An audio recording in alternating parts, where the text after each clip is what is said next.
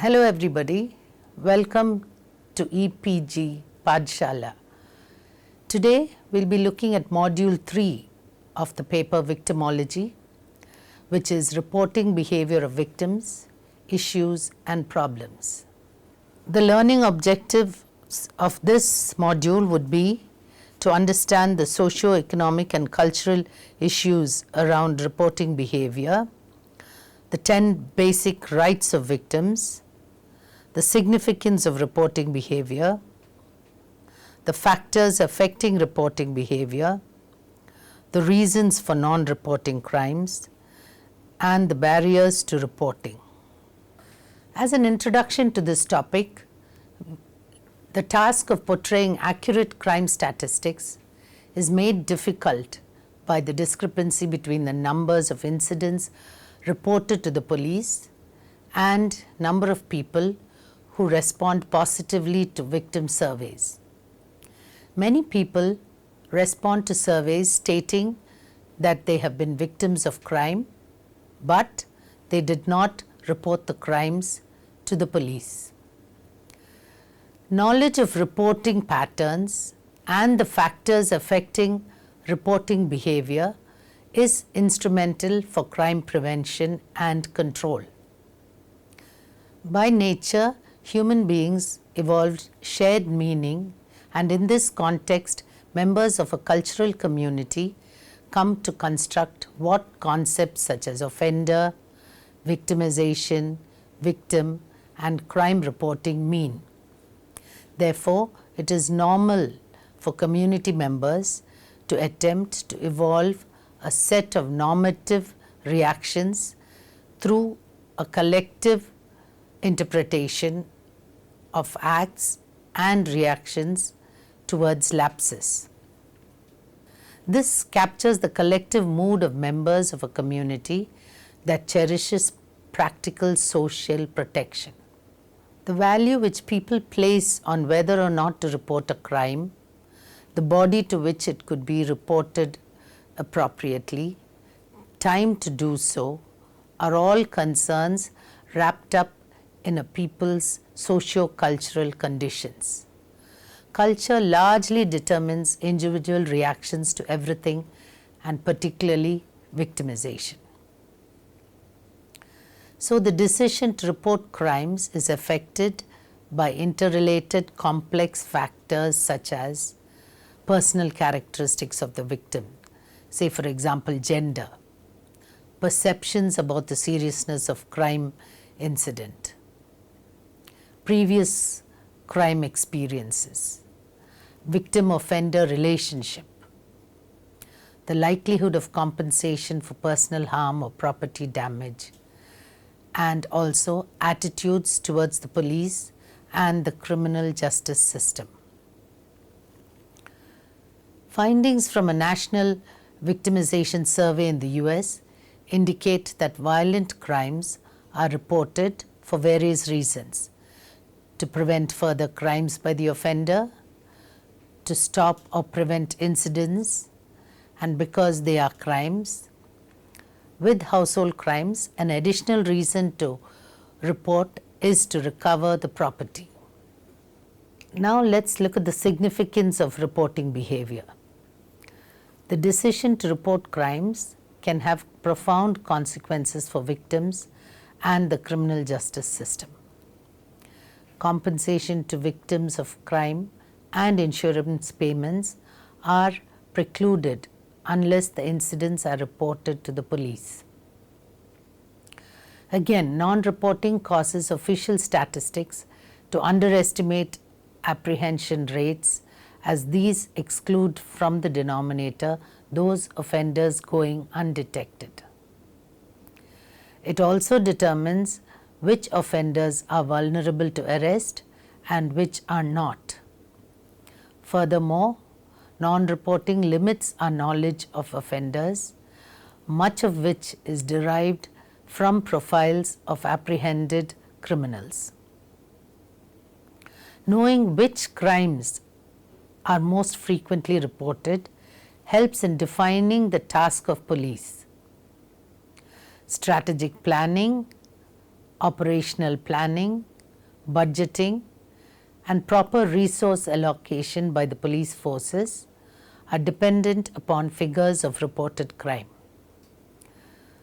Different groups in the population may differ in their willingness to report crimes to the police. If crime experiences of people in the disadvantaged or more vulnerable groups tend to go unreported, the negative consequences of non-reporting will add to their disadvantage. Now let's move on to the factors affecting reporting behavior. Some of the following are the major determinants of reporting. First, the seriousness of the victimization experience, the possibility of claiming compensation or insurance, the victim's attitude towards the police, past behavior of victims, victim-offender relationships, victim blaming themselves, quality of service they expect to receive from the criminal justice system. Multiple or repeat victimization can affect reporting behavior in many ways. The reasons are they might be fear of the family, the suspicion, the feeling of shame, social stigma, and the co-workers not allowing the victim to lodge a complaint. The victim does not want to approach the police station because of not having support from others. Repeat victims have had unsatisfactory responses from the criminal justice system when they reported previous incidents. Repeat victims may fear or dislike the police more than single incident victims do, for obvious reasons. The types of reporting can be divided into two: the reporting to the formal system and reporting to the informal system. Reasons for reporting to the formal system could be seeking mental health services, seeking medical care. Now, there is a difference between the reporting behavior among male and female victims. Let's see how they differ.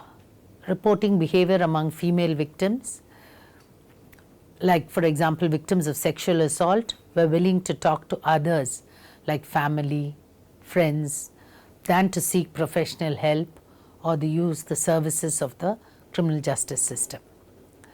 They tend to report robberies but not to report assaults when they know the offender, indicating that it is a loss of property that leads them to report an incident to the police. Many incidents of assault involving women who know the offender go unreported. For example, domestic violence is certainly included within this category, therefore remaining beyond the reach of police. Now let's look at the reporting behavior among male victims. Incidents of violence with the loss of property where the offender is known to the victim tend to go largely unreported. This suggests that many of these incidents may involve close friends or relatives, possibly young people, or that property losses are not significant. Now, why do we need to report crimes to the police? There are many reasons, among which the police can answer victims' questions and discuss any concerns they have about making a report to the police. The police can explain what will happen next if the victim decides to report. The police can only take action against an alleged offender if a report is made. Also, timely reporting may prevent valuable evidence being lost or destroyed and help with any investigation that follows. If some time has lapsed since the crime, including months or years, the victim can still report the crime to the police. victim may need to have reported the crime to the police to be eligible to apply for financial assistance under the victim legislations in some countries. Let's move on to the criteria determining whether it is appropriate to report apparently criminal behavior to the police. Some of the reasons could be relevance to the public interest, the nature and frequency of the alleged offence, the frequency of the alleged offence, the risk of damage to the reputation, and also the wishes of the informant. Sometimes they are requested by the informant not to report this alleged offence to the police. Looking at informal help, two significant predisposing characteristics that emerge in research as predictors were victim age and education. With more education and younger age being associated with a greater likelihood of informal help seeking. For example, younger the victim is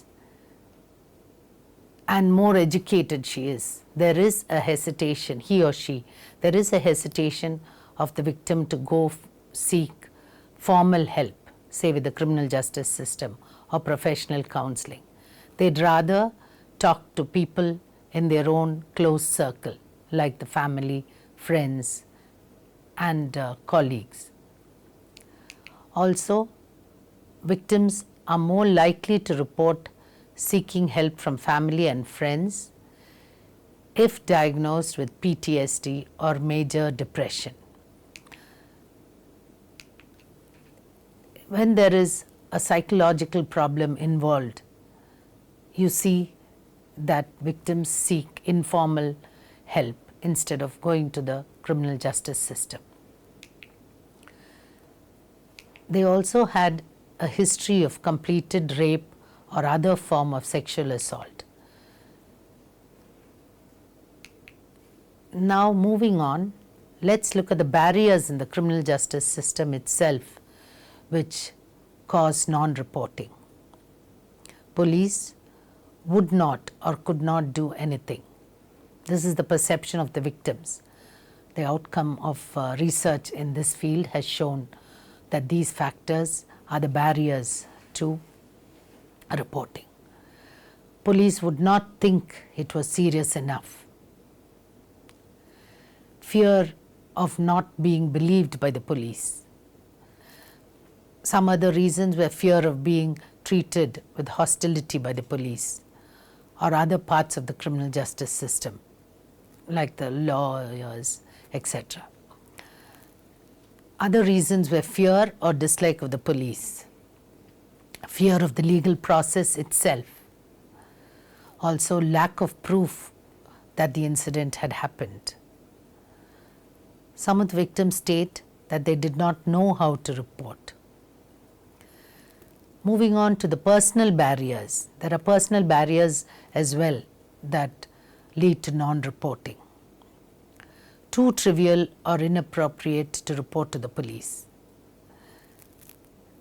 Some of the victims hesitate to report to the police because they think that the crime is a very menial crime. So this causes non-reporting. They also dealt with it themselves. In case it's a minor crime, they try to deal with it themselves. They also regard it as a private matter, not a real crime, so to say. It's also not clear that harm was intended, so they do not report. They do not report because of shame, because of embarrassment, and they did not want family or others to know. Fear of reprisal by the assailant. The self-blame. Some victims blame themselves for the crime. So the self-blame also is a reason why they do not report. This is a personal barrier again. There is a desire to protect offender in a relationship if the offender is a relative or a known person, then they tend not to report. If it is children also, they tend not to report. So these were some of the personal barriers as stated by the victims that led to non-reporting of crimes. Now let's look at the rights of the victims. These rights have been classified under 4 specific heads according to the Declaration of Basic Principles for Justice for Victims of Crime and Abuse of Power, 1985. This UN declaration gives these 4 parts in which the victim assistance and services are to be included. This declaration envisages access to justice and fair treatment. It also outlines international best practices for treatment of crime victims. The developed countries have taken care of victims and incorporated these rights of victims in their local legislations. The next part is the restitution. When the court orders restitution, it orders the state to give up some gains to the claimants and to pay the claimants for his or her loss. So compensation given to the victim by the state is restitution. The next part is compensation. This is the amount or the compensation awarded to the victim by the offender himself. So it can be stated that the object of granting compensation to the victim is to alleviate the suffering of the victim, to make the loss easier to bear for the victim and his family, and also to restore their dignity. It also has an object to encourage the victim to report the crime and cooperate with the criminal justice system. The 4th part of the UN declaration deals with assistance to the victim. The state is obliged to provide public assistance to the victims by way of monetary compensation apart from granting other rights to them. These directives, though non-binding and non-judiciable, imposes obligation on the state to take positive action for the welfare of the victims. Moreover, many of the directives are elevated to the status of fundamental rights by judicial decisions. There are some general recommendations to encourage reporting. The enactment of a victim legislation that ensures victim rights as envisaged by the UN Declaration on Basic Principles of Justice for Victims of Crime and Abuse of Power. These rights should be made enforceable like the fundamental rights in our Constitution and not remain a mere rhetoric. Also, a victim legislation should have remedies for the violation of rights and a built-in grievance redressal mechanism to ensure that the frontline professionals and other functionaries of the criminal justice system do their duties to the victims. Another most important thing is a training in victimology and victim assistance, which may be included in the academic syllabus of every police academy to increase the professionalism in this service. The involvement of NGOs in the training of the police academies and judicial academies.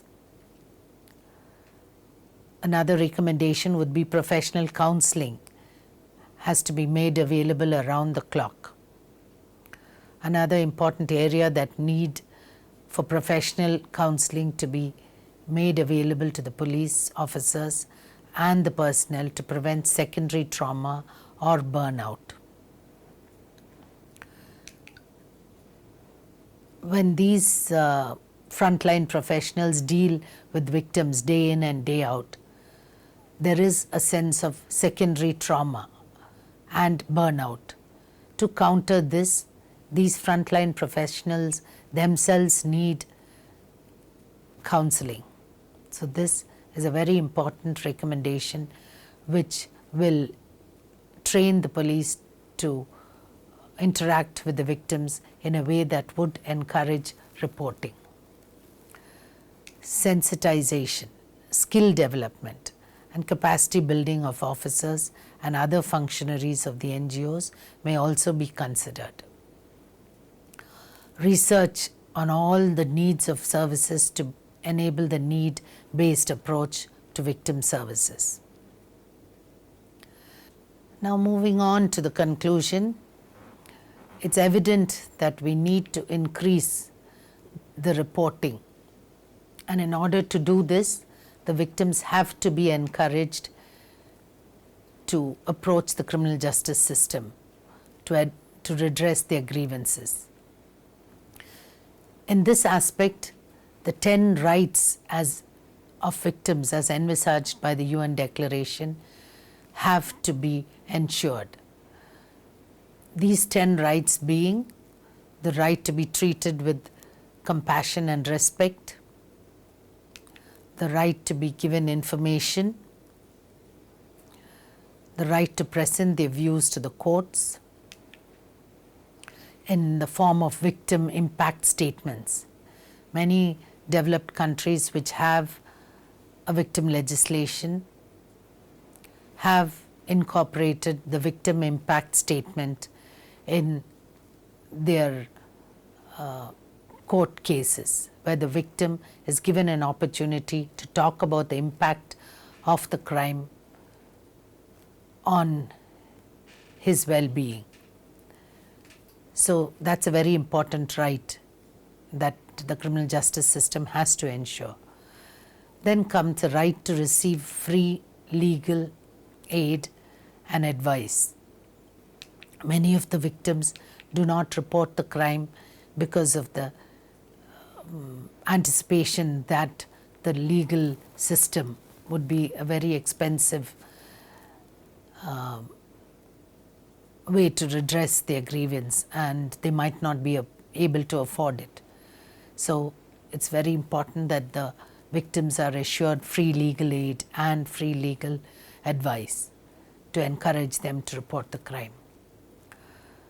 Another important right is the right to receive protection, the right to privacy, and the right to physical safety.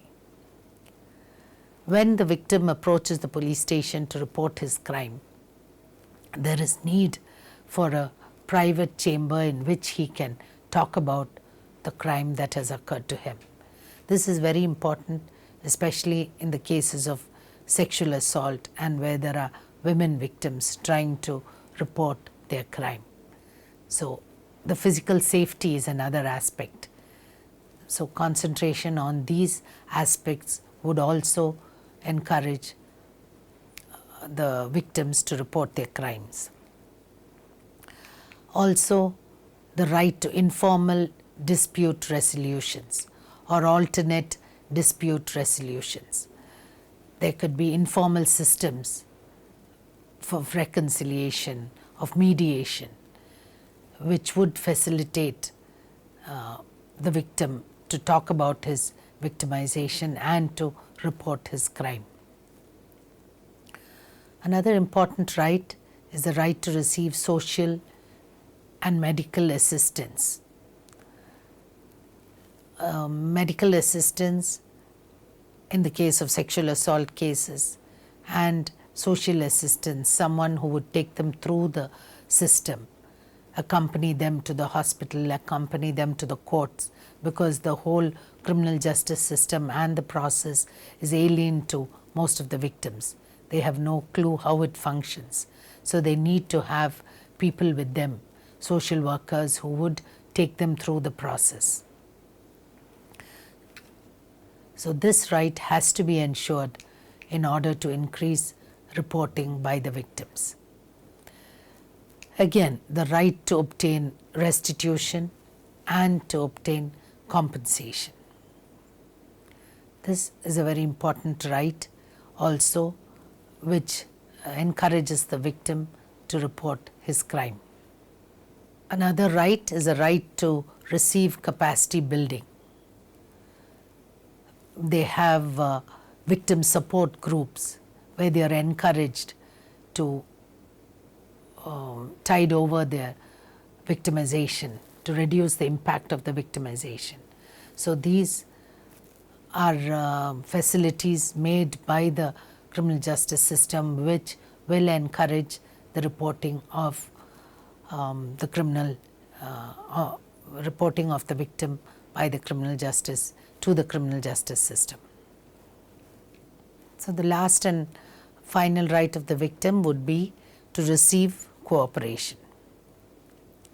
So if the government and the agencies ensure that these 10 rights of the victims will be addressed and will be given to the victim, then the victim would be encouraged to report the crime to the criminal justice system.